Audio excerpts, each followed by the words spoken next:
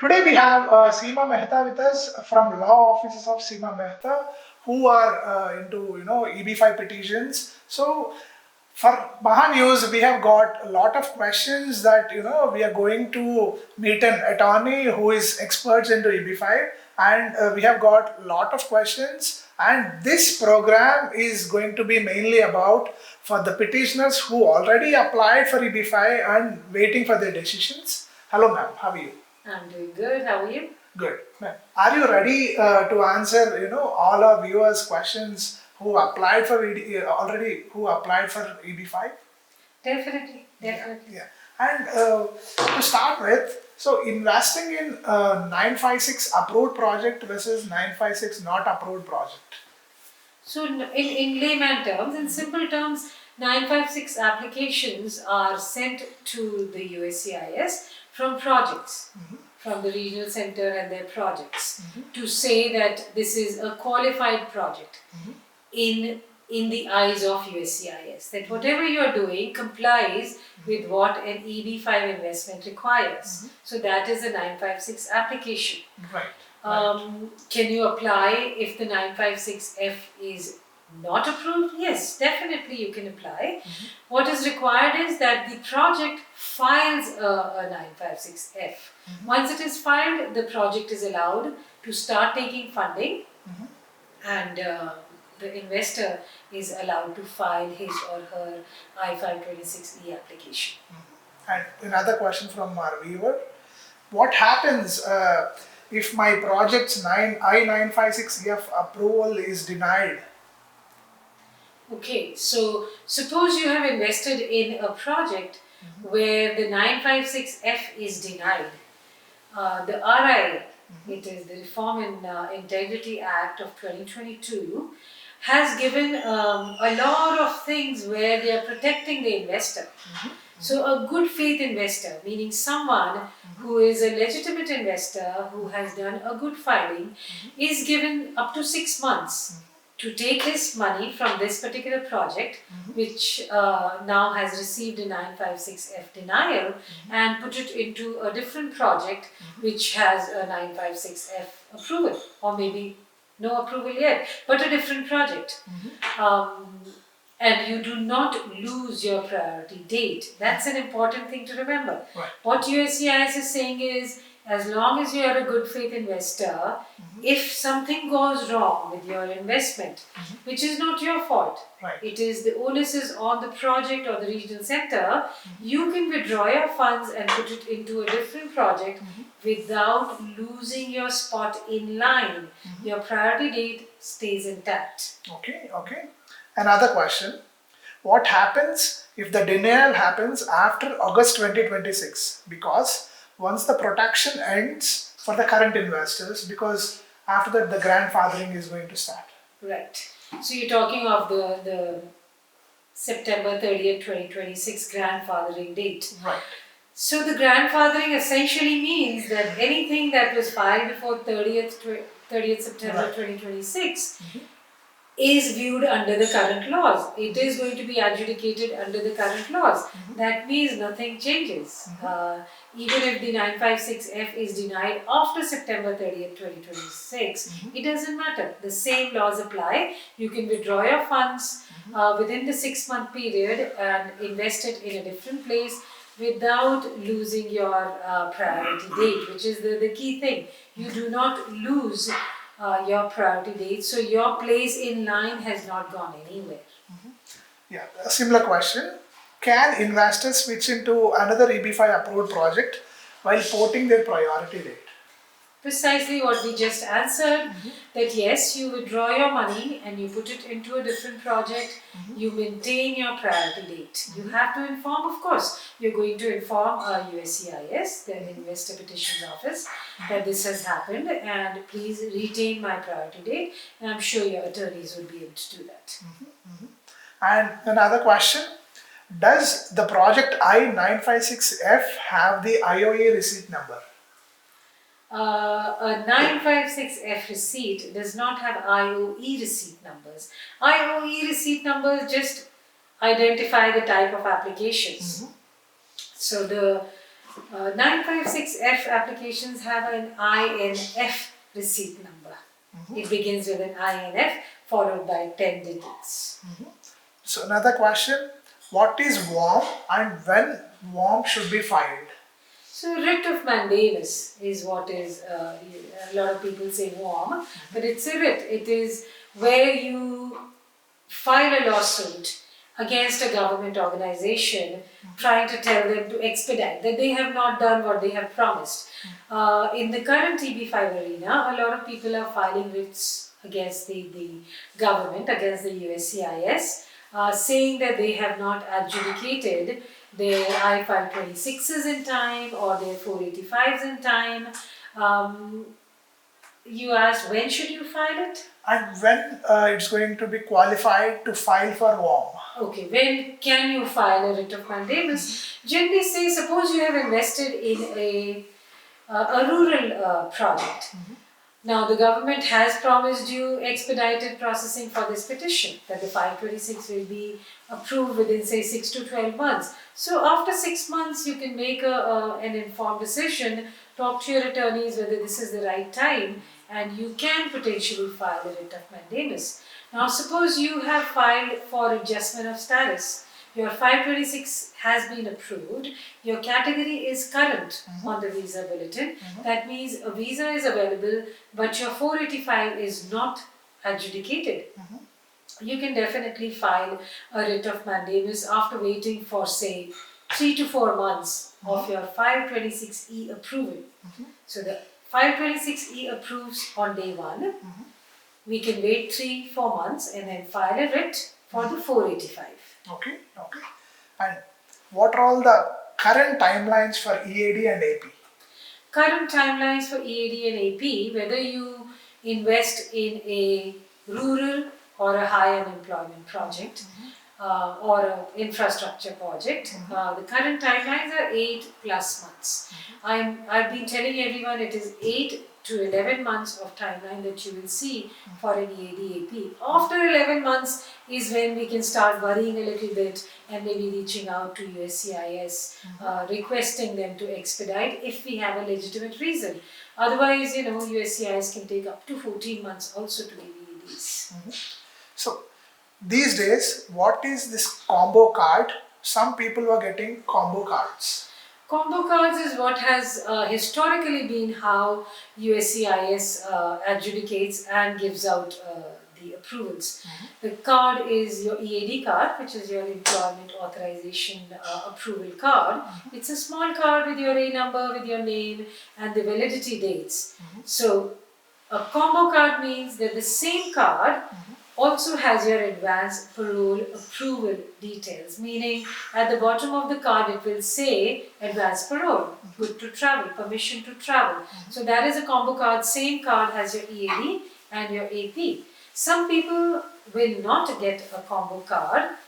That happens if you've not applied for both the petitions together, or one of your files got adjudicated, the other one is sitting with a different officer and takes longer. In that case, you get EAD card and then you get a little sheet of paper as your advance parole. Okay. Another question, ma'am. What are all the current timelines for 485? 485 timelines depend on your 526E. If you've already applied and are waiting for 526E, you have to still wait for the I-526E approval. After the 526E is approved, you can expect your 485 to be adjudicated within about a maximum of 6 months. Another question, can JCE start the process without I-956 approval? You mean the commercial enterprise? Can it start its construction or its work or take the money from the investors? Yes, they can. The 956F approval is essentially just saying that the government approves of the way you are creating jobs or the way you are going to do your construction or whatever you are doing. Another question, ma'am. A guy sent us regarding I-526E. So what happens if my I-526E is denied after the I-956F approval? So can I reappeal for this case? Definitely. So you must understand that if the 956F is approved and the 526E is denied, the fault lies in your source of funds or your biographics or something about you. So of course you can appeal. If the USCIS has made a mistake, you can appeal, tell them what the mistake is. If you had not submitted some document, you can submit that document and appeal. So yes, definitely. You can also reapply. If you're still on your good non-immigrant status, you can still reapply also. Another interesting question. Is it possible to get I-526C approval for the investor without the I-956F approval for the project? Definitely. Very interesting too.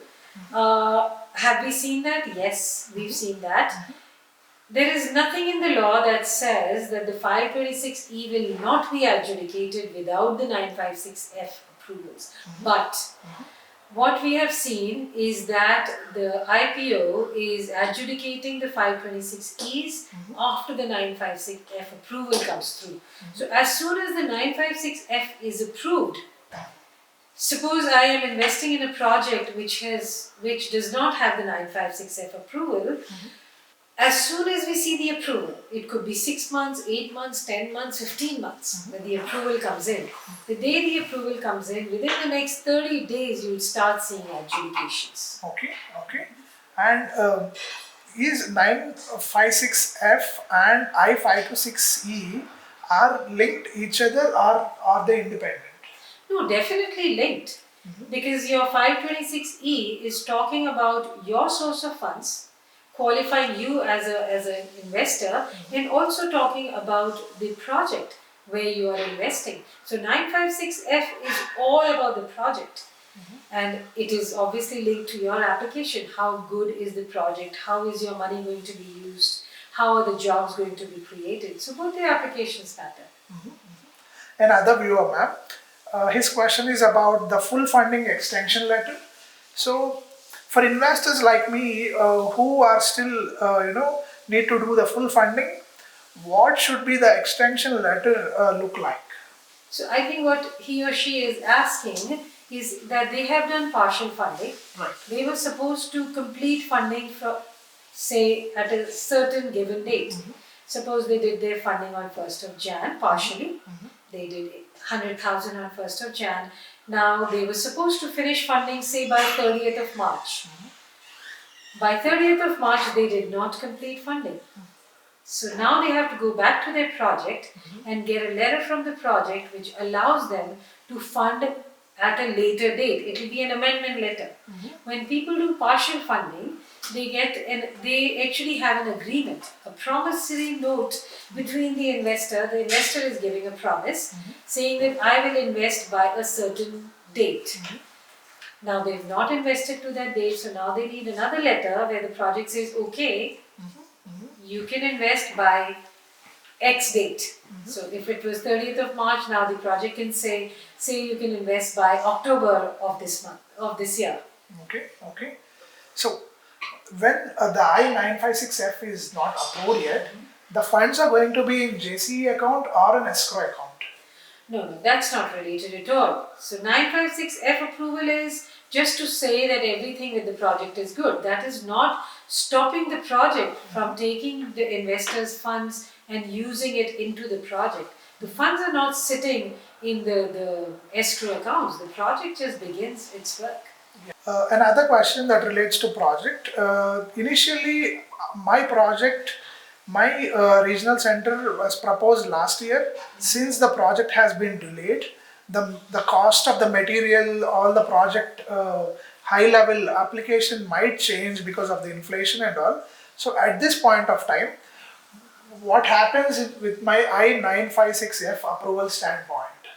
No, nothing happens. I don't think 1 year inflation will matter. I don't think 956s are sitting for years together where inflation takes such a big role. But if there is a substantial change, if the project was making 20 homes and now the project thinks we'll only make 15, they can send an amendment to USCIS. I don't think that is a huge thing for an investor to worry about. Okay. Okay. Yeah, and then we just talked about money sitting in an escrow account versus going into the project. Of course, all these questions are for the project teams to answer, but it could be that each project can have their own way of dealing with these situations. Yeah. I could say that I am not going to start construction till I get my 956F approval. And I could say that no, I am very sure all my documentation is perfect. The way I filed my 956F is an approvable application. I'm going to start. So it could be either way. Right. You're in project A, which is keeping the funds in escrow until the 956F is approved, or you're in project B, which is taking the funds and starting the project. Okay. Okay. Another question. This viewer is asking about his withdrawal situation.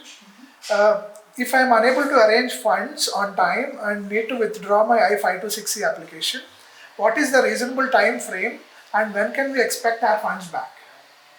Funds back, of course, again a question that should go to a project.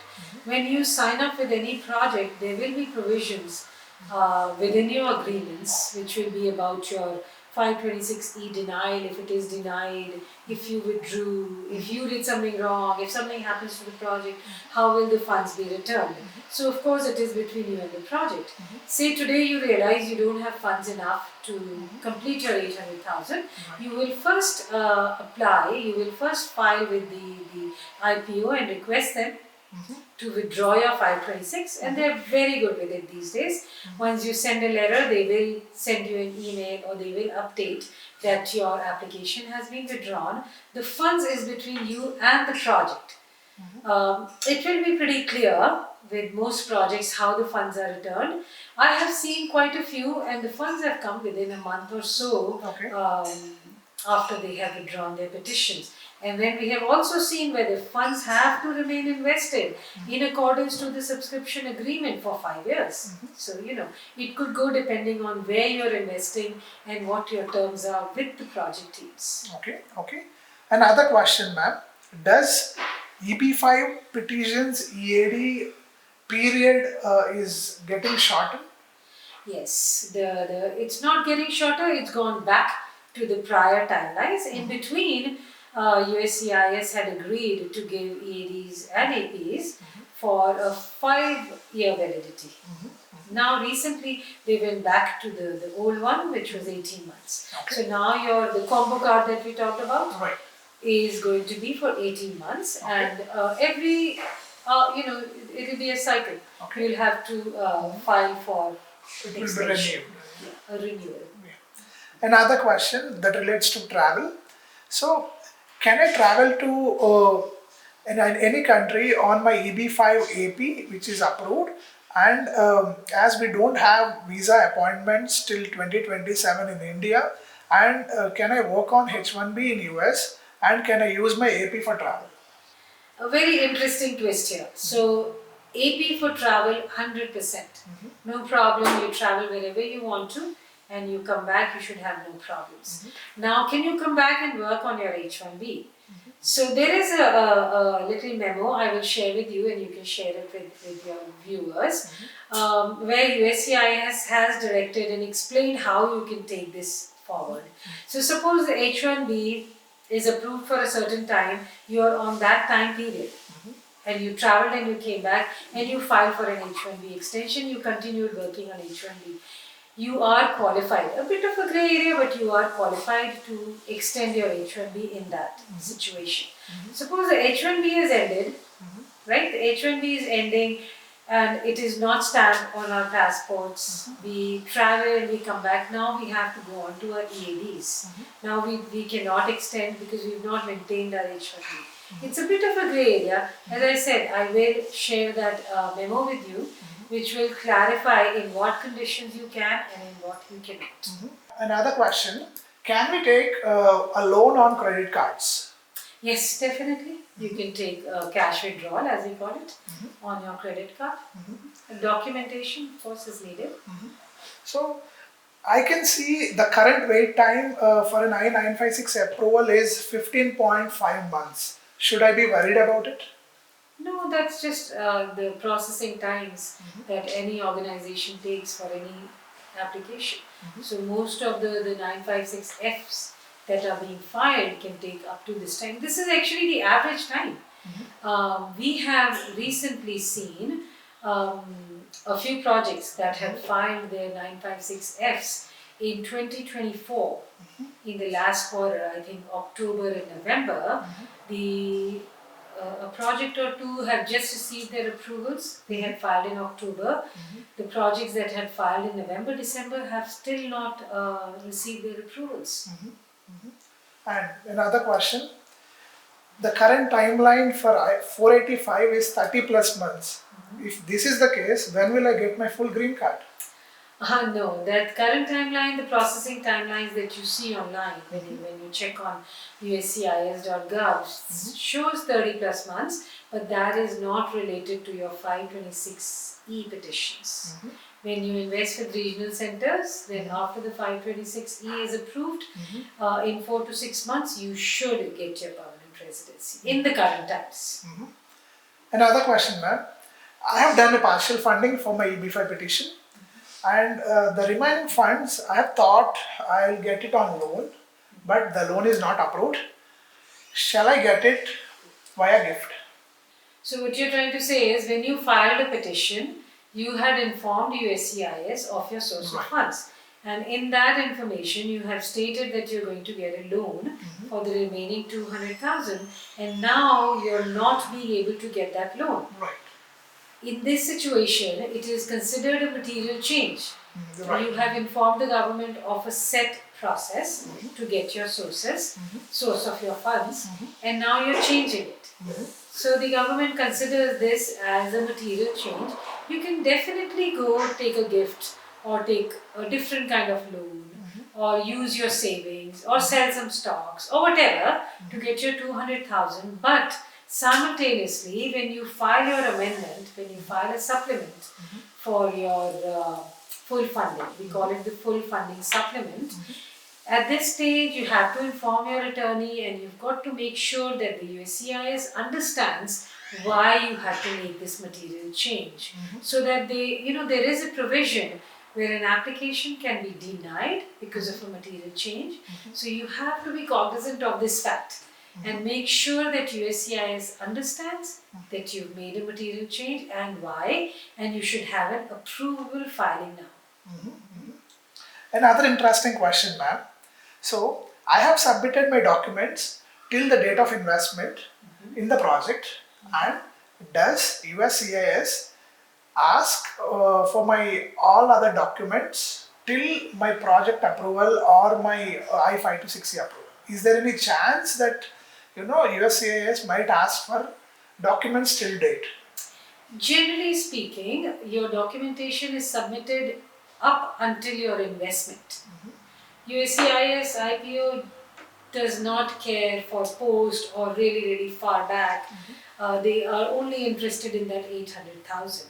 But is it to say that they cannot come back and ask you for some documents? No. I cannot say by experience that we've ever been asked for documents after investment. We've never been asked. But because we are filing adjustment of status also, the service center can come back asking for the tax returns to show your maintaining your H1B or what you've been doing on an EAD. But in the investor petitions arena, I've not seen them asking beyond your investment time frame. Okay. Another question. My EB-5 petition is in pending and I got a DUI. Should I be worried? Definitely, DUIs are a cause for concern.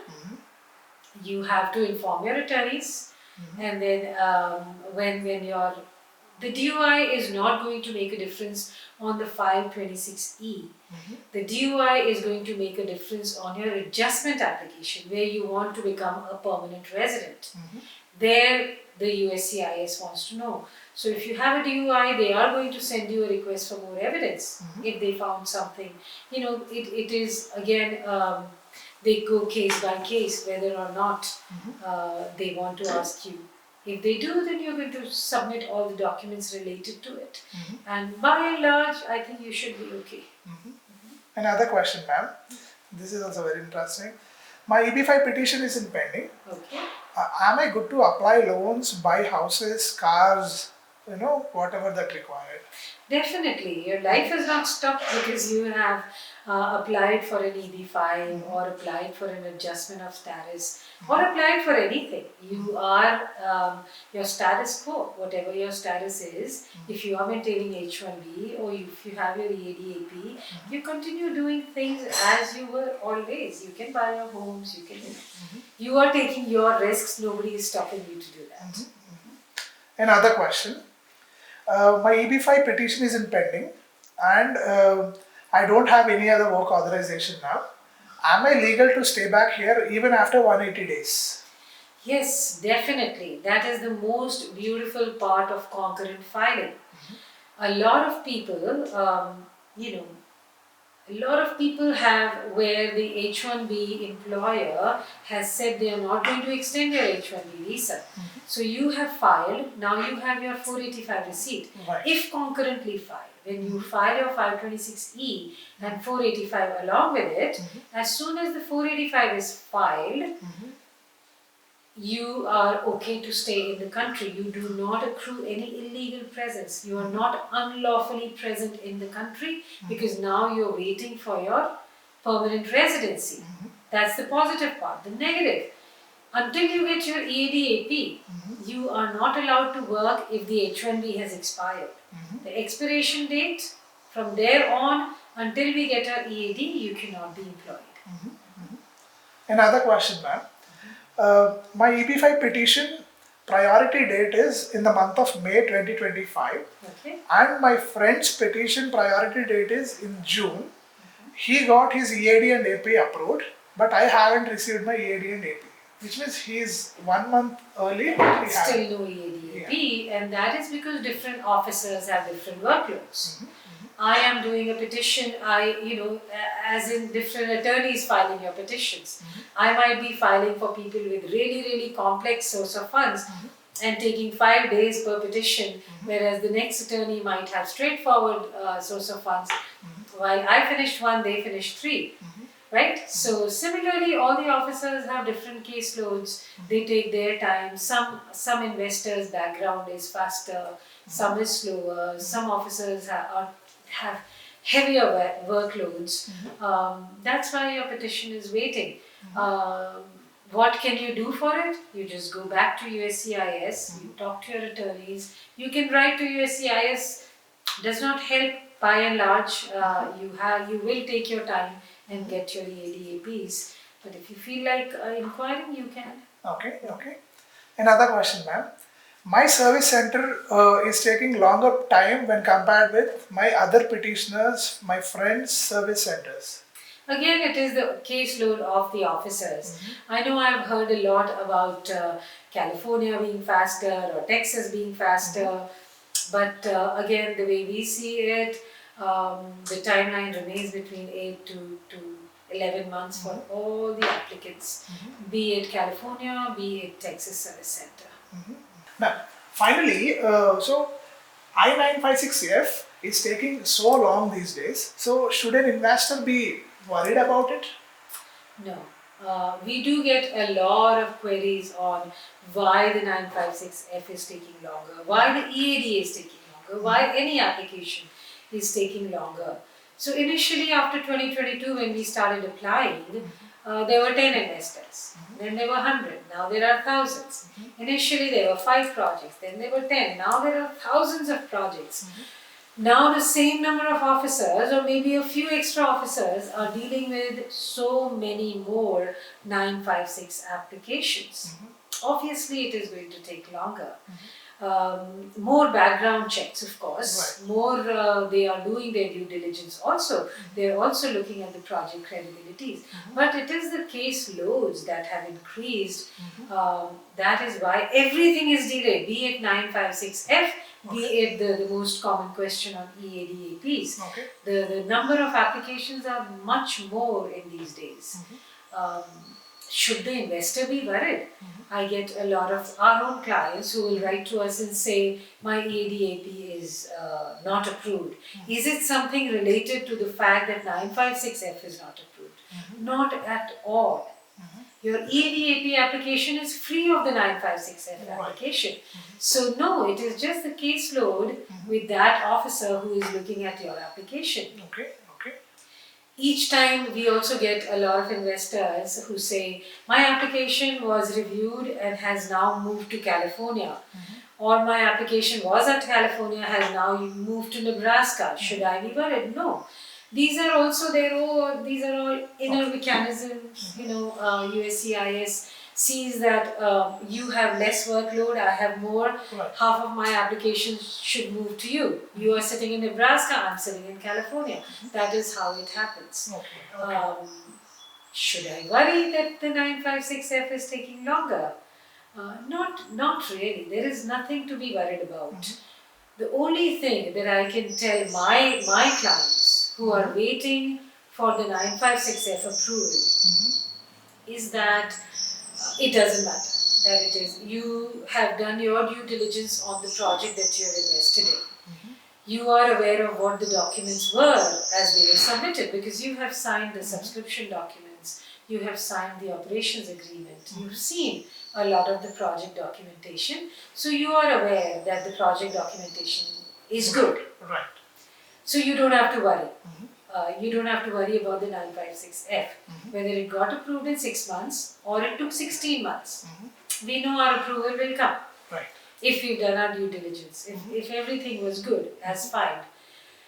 But you should not be sitting on wanting to do your full funding if you are a partial investor. If you had invested 100, 200, 400 and you had promised to do your full investment in 4 more months. Now you've been waiting that, okay, I will invest the full amount only when the 956F will be approved. That is not a good strategy at all because the day the 956F will be approved, all these 100, 200, 500, whatever the project had taken, applications will be now ready for adjudication. USCIS is going to see that you had promised a certain date and you did not fund. Immaterial of the fact that we have updated our amendment letters and the project has agreed that you can fund a little later. Immaterial of that, you're going to get a fat RFE. You're going to, or in worse, you're going to get a NOI or a denial saying that you were supposed to fund and you did not. End of story. That will be a bigger stress than this worry about the 956F. That is my biggest worry with my clients who have funded in any project. 956F approved or not approved. Thank you so much.